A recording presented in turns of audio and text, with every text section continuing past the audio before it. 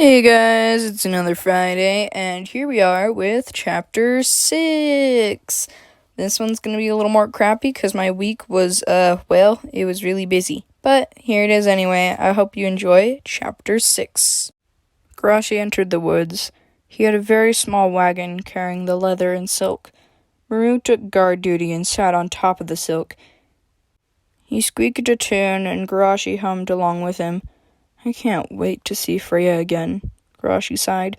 He looked at the sunset for a little and wondered what Kirishima even does with him, and how Motaro had a tail and he didn't. She's gentle, strong, silly, and smart. She even has a fox, too, and she's kind of pretty, Vex thought, steering the wagon through the village. Still kind of nervous about what people would think. Vex didn't even say anything when they left the village.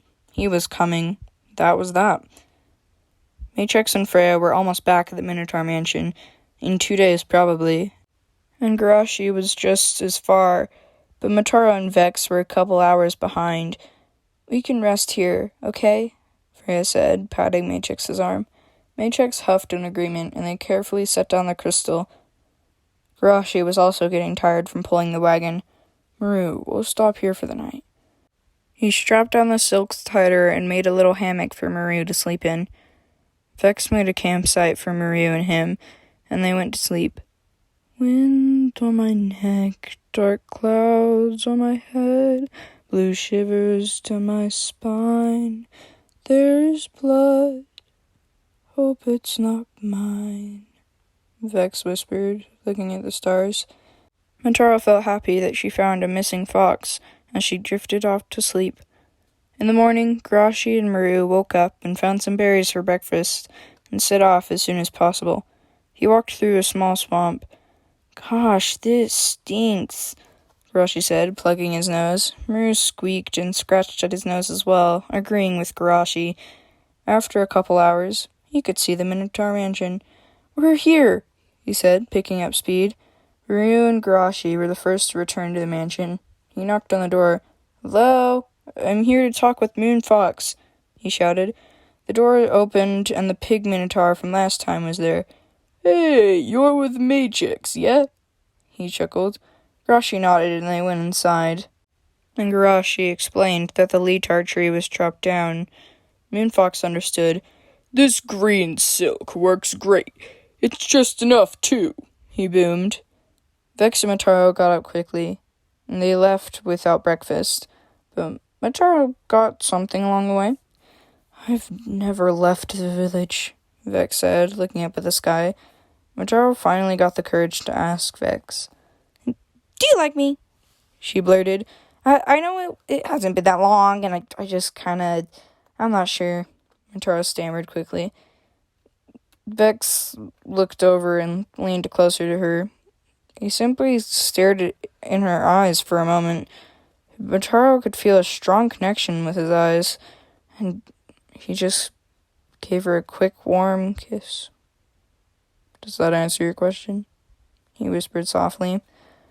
Motaro wasn't sure how to feel. Maybe it was too quick. Maybe it wouldn't last that long, but she knew it was definitely some form of love.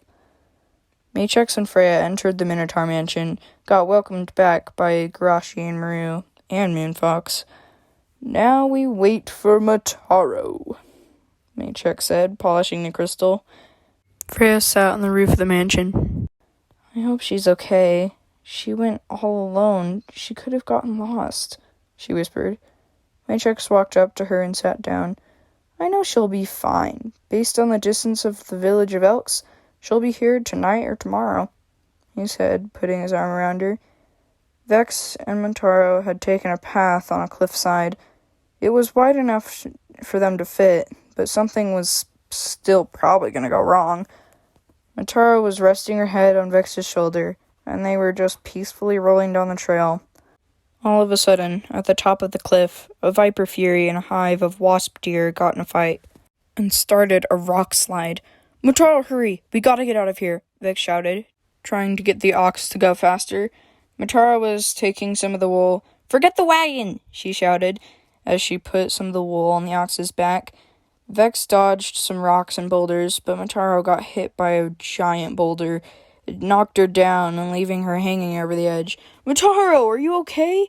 Vex yelled, reaching out his hand. Take the ox and go, she said, throwing a dagger and cutting one of the ropes that were holding the ox to the wagon. Vex was being pushed and hit by falling rocks. I won't leave you, he shouted, with tears gathering in his eyes. You're the one who freed me. I won't leave you. Grab my hand, he shouted. Motaro was slipping and was already too far to grab Vex's hand. I'm okay. We need to free the foxes. Go to the Minotaur Mansion. I'll find you, she said, right before getting hit by a boulder, sending her down the cliff. Vex screamed her name as the ox scooped him up. The rocks and boulders broke the other rope, and the ox ran off as soon as she could. There was so much falling rocks that the ox had to stop here and there. Vex was still yelling Motaro's name, and crying. I'm going back for Motaro, he yelled suddenly, popping his head back up. Coming from the cliff, the Viper Fury fell off and clawed at Vex, knocking him out.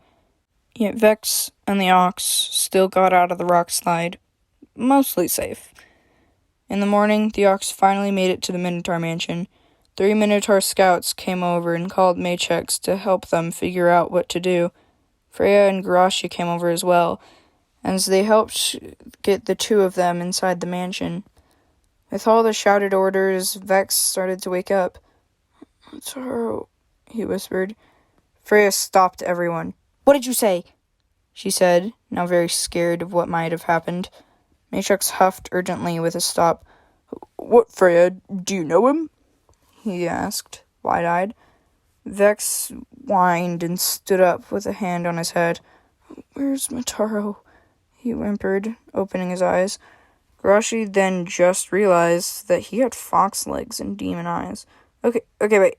Who are you? Freya asked, confused. A couple of Minotaurs helped the ox to the healing room, and one helped wrap Vex's wounds. Why don't we let him rest first? A healing Minotaur said, taking him to a healing room. And that'll be all for Chapter 6. I hope you are just as traumatized as I want you to be. And I will see you on next Friday.